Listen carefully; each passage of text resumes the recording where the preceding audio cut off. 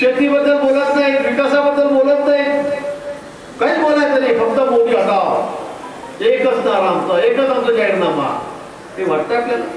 60 पक्ष एकत्र झाले. कोणते पक्ष तुम्हाला कोणालाच माहिती, राज्यामध्ये लोकांना सुद्धा माहिती की हा पक्ष आहे, पण तो दाखवण्यासाठी मी 60 एकत्र झालो. किती वाईट परिस्थिती काँग्रेसची. ज्या काँग्रेसने या देशावर 60 वर्ष राज्य केलं, त्या काँग्रेसचा सगळ्यांना सगळे चिल्ले पाल्ले सोबत घेऊन आता आपल्या विरोधामध्ये आघाडी करावी लागते, उभे करावे लागतात. चला सगळे एकत्र व्हा आणि मोदींचा मुकाबला आपण करू. भाजपचा, सेनेचा, त्याच्या मित्रपक्षांचा मुकाबला आपण करू. मला वाटतं देशाच्या इतिहासामध्ये पहिल्यांदा इतकी वाईट वेळ काँग्रेसवर या ठिकाणी आलेली आहे, इतकी वाईट वेळ या ठिकाणी आलेली. आणि सगळे पक्ष घेऊन आता आपल्याशी मुकाबला करताय. तरी पण मला माहिती आहे, आता सर्वांना माहिती आहे निर्णय काय होणार. काँग्रेसच्या 2 आकडे 3 आकडा पार करणार नाही, 100च्या वर 100 होणार नाही. तुम्हाला चांगले सांगतो, 100च्या आत जागा काँग्रेसच्या या ठिकाणी राहतील. 100च्या आतच स्पष्ट बहुमत पुन्हा आपल्याला या ठिकाणी मिळणार आहे. भाजपला मिळणार आहे स्पष्ट बहुमत. मित्र पक्षाला धरलेला आकडा कुठल्या पुढे जाणार. मागच्या वेळेपेक्षा सुद्धा मोठा आकडा यावेळेला आम्ही गाठणार आहोत. लोक म्हणतात की यावेळेला मागच्या वेळेला मोदींची हवा होती, यावेळेला काय म्हटलं, यावेळेला सुनामी आहे, यावेळेला सुनामी आहे, सगळे वाहून जातील. कुठे तुलना आहे, कुठे तुलना आहे राहुल गांधीमध्ये मोदींमध्ये. आपण त्यांचं भाषण ऐकतायत, ते बोलतायत, काय बोलतायत त्यांना समजत नाही. मध्ये माता प्रियंका गांधी आल्या, म्हटलं काय झालं याचं. त्या आधी होत्या, आपल्या पद दिलं, म्हटलं पद दिलं तर काय झालं. काँग्रेस पक्ष कोणाचा आहे, गांधी घराण्याचाच आहे.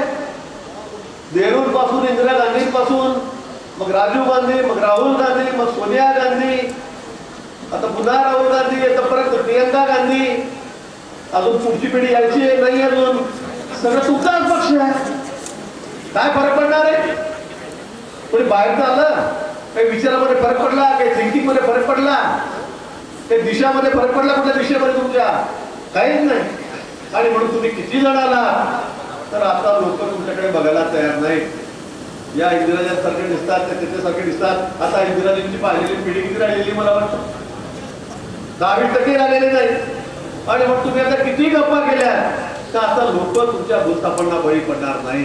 तुम्ही काही घोषणा करा, काही सांगा, आता लोकांना फक्त एकच कळत आहे की आमचा देश शाबूत असेल तर आम्ही या ठिकाणी शाबूत जाऊ, आणि देश शाबूत ठेवायचा असेल तर फक्त मोदीजीच्या हातामध्ये सत्ता द्यावी लागेल, त्यांना पंतप्रधान करावं लागेल. हे सर्वांनी या ठिकाणी करून टाकलेलं आहे. आणि म्हणून आपल्याला सर्वांना आता मोदीजींच्या पाठीशी उभं राहायचं आहे. राज्यामधली परिस्थितीच्या बाबतीमध्ये मी सांगेल काय चाललंय राज्यामध्ये, काय अवस्था आहे, काय परिस्थिती काँग्रेसची.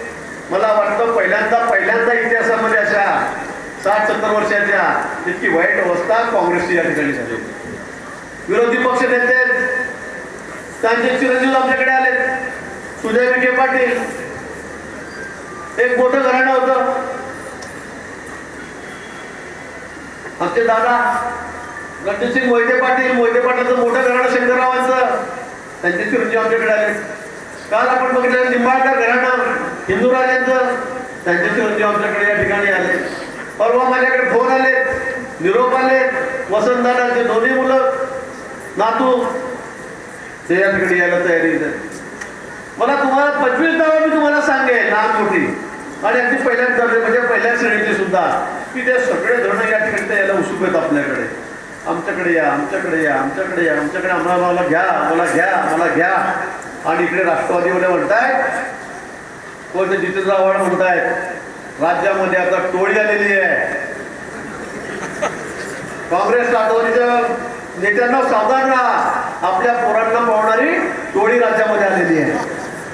आणि या टोळीचा मोरक्या गिरीश महाजन आहे. आता मी म्हटलं की तुमचे पोरं तुम्हाला सांभाळता येते तर आम्ही काय करायचं. ते काम कुणाचं आहे, ते तुमचं आहे. तुम्ही तुमचं काम चोखपणे करत नाही, तुम्ही त्यांना न्याय देत नाही, असं होणारच आहे. आणि म्हणून ते सगळे आमच्याकडे येत आहे. मी थोडंसं मध्ये चालवतो म्हणून मी म्हटलं नातू सुद्धा सांभाळून ठेवा. ते बरं झालं तुम्ही माघार येतली म्हणून, नाही तर हो एका दुसरा नातू आमच्याकडे जमा, ते सुद्धा आहे. काही सांगता येत नाही आजकाल, कोणी कोणाला ऐकायला तयार नाही. मला खरं दुःख झालं, मला वाईटही वाटलं. शरद पवार साहेब त्यांचे अनेक चाहते आहेत, त्याच्या जवळचे उजवे डावे आहेत, पंतप्रधान मोदींचा उल्लेख करतात भावी पंतप्रधान म्हणून. मी म्हटलं पंतप्रधान पदाचे आहेत, त्यांच्यामध्ये शक्ती आहे तेवढी, त्यांची कुवत आहे होती, ठीक आहे. आता थोडं वयामानाने फरक पडतोय.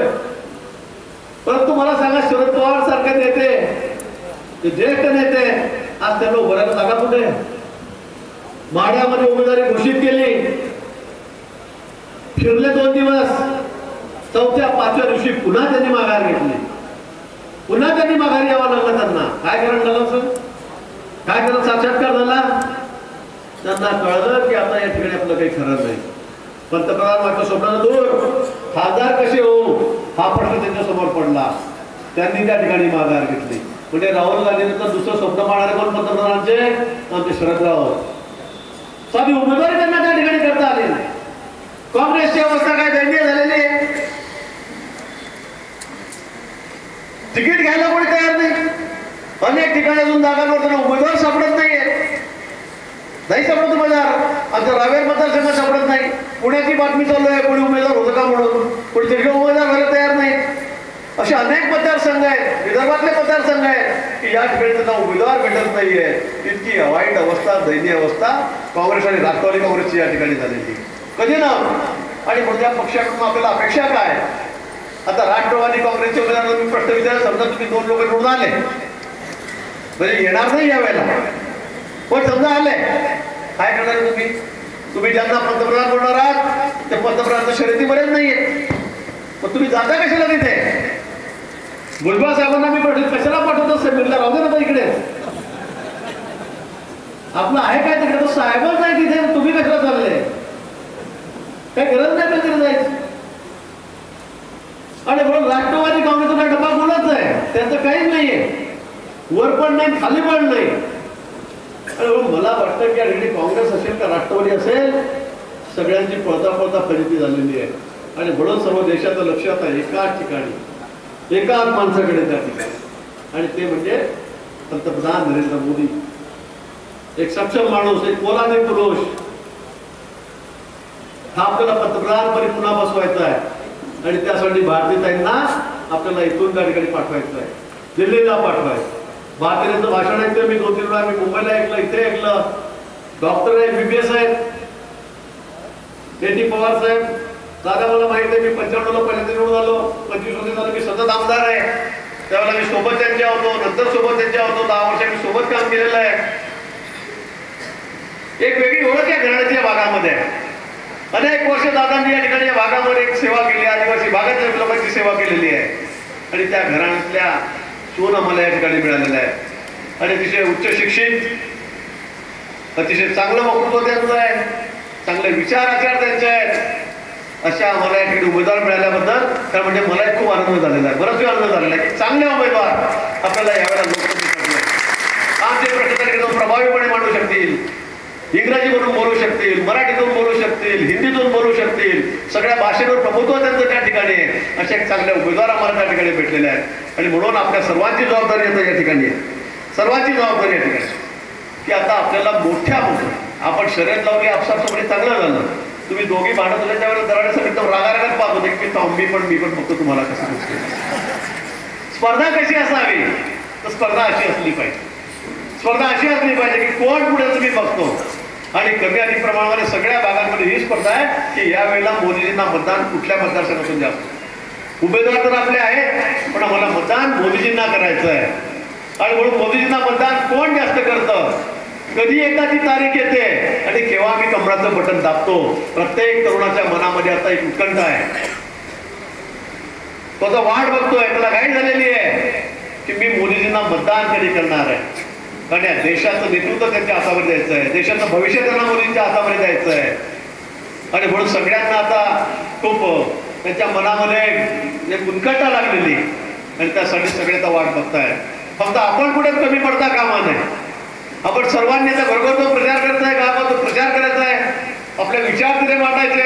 2 मिनिटांमध्ये एकीकडे राहुल गांधी, एकीकडे मोदी, बाकी जाऊ द्या बडा इकडचं तिकडचं काय, हा गावचा का, शिवचा का, नात्यातला, गोत्यातला, जातीतला, मातीतला, कोणाला करायचं पंतप्रधान एवढं विचारा.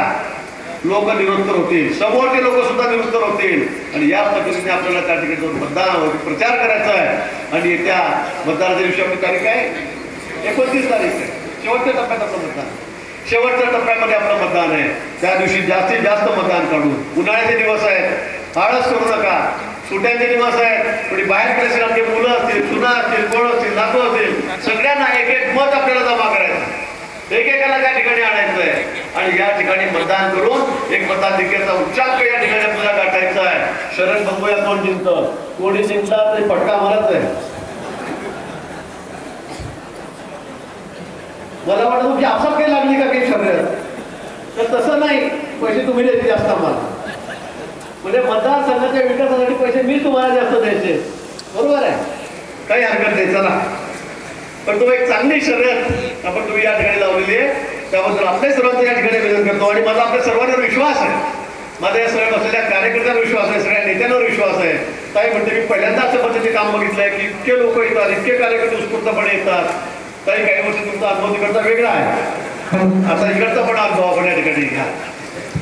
खरं म्हणजे आमच्याकडे एकदा उमेदवार असला की उमेदवार फक्त एकटा असतो असं नाही, आमच्याकडे प्रत्येक कार्यकर्ता उमेदवार असतो. मी उमेदवार आहे, मला निवडून यायचं आहे, या भावनेने काम करणारे सगळे कार्यकर्ते या ठिकाणी बसलेले आहेत. आणि म्हणून या ठिकाणी आमच्या पक्षांची घोडदौड, आमच्याने आपल्या पक्षाची मिळवला गेला, आपल्या पक्षाची घोडदौड ही अतिशय वेगाने या ठिकाणी चाललेली आहे. आणि येणाऱ्या या लोकसभेच्या निवडणुकीमध्ये संपूर्ण बहुमत, स्पष्ट बहुमत घेऊन पुन्हा आपण पंतप्रधानपदी नरेंद्र मोदीजींना या ठिकाणी बसू, अशी आपल्या सर्वांच्या वतीने मी ग्वाही वरती सुद्धा त्यांनी मुख्यमंत्र्यांना या ठिकाणी देतो आणि माझं बोलणं या ठिकाणी संपवतो. धन्यवाद. जय हिंद, जय महाराष्ट्र. राष्ट्रगीत झाले.